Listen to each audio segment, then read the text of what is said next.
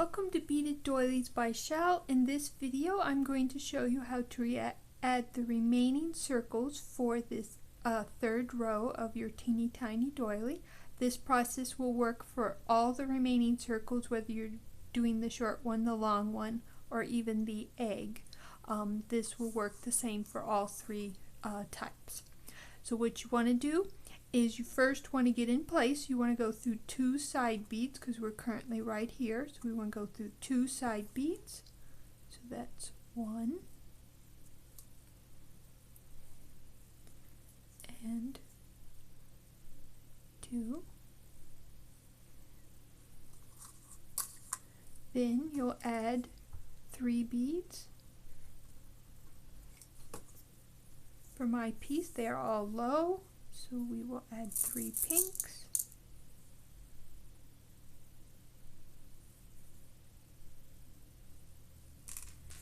And then you want to go through that bottom bead, or depending on which way you're holding it, could be the top bead of the previous circle.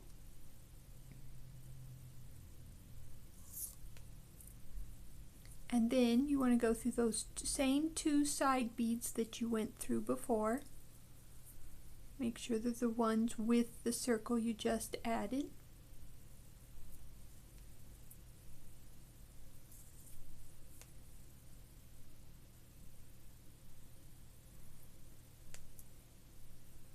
And then you will repeat that step until you have added all of the circles for this third side.